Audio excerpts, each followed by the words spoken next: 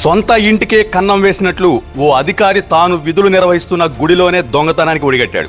తాను పనిచేస్తుంది పవిత్రమైన దేవత గుడి అని తెలిసి కూడా దొంగతనానికి యత్నించాడు. ఆలయ ఆస్తులను పరిరక్షించాల్సిన అతడే కంచే చేని మేసినట్లు బంగారు ఆభరణాలను కాజేయాలని చూశాడు. చివరికి అమ్మవారి చీరలను సైతం వదలలేదు. వాటిని కూడా దొంగిలించేందుకు ప్రయత్నించి అడ్డంగా దొరికిపోయాడు. ఆయన అర్ధాంగి కూడా ఈ దొంగతనానికి అండగా నిలిచింది. అయితే ఈ దొంగతనాన్ని స్థానికులు భక్తులు రెడ్ హ్యాండెడ్ గా పట్టుకుని పోలీసులకు అప్పగించారు. శ్రీ సత్యసాయి జిల్లా కదిరి మండల పరిధిలోని ఎర్రదొడ్డి గంగమ్మ ఆలయంలో జరిగిన ఈ సంఘటన పట్ల సీఎం చంద్రబాబు ఆగ్రహం వ్యక్తం చేయడంతో అధికారులు ఈవోని సస్పెండ్ చేశారు. మురళీకృష్ణపై పోలీసులు కేసు నమోదు చేసి అరెస్టు చేశారు.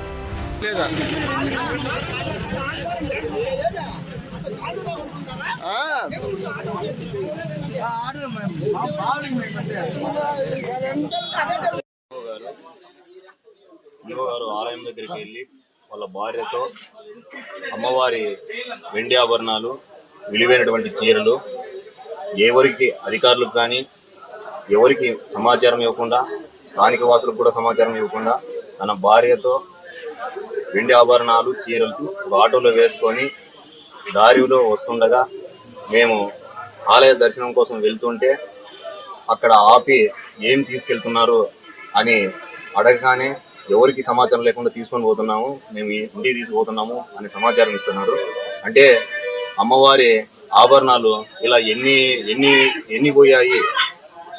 గత 3 నెలల కిందట హుండీ దొంగతనం కూడా జరిగింది. అమ్మవారికి రక్షణ, అమ్మవారి వస్తువులు కావచ్చు, అక్కడున్న ఆస్తులు కావచ్చు, రక్షణ లేకపోవడం జరిగింది. ఇప్పటికైనా దేవాదాయ శాఖ వారు ఖచ్చితంగా రక్షణ కల్పించి భక్తుల మనోభావాలు దెబ్బతినకుండా చూడాలని భక్తులుగా మేము కోరుకుంటున్నాం. ఎప్పుడు జరిగింది బ్రదర్? ఈరోజు ఉదయం. ఎవరు పట్టుకున్నారు అని? భక్తులే. ఏమిట్లా తీసుకుపోతాను ఆటోలో.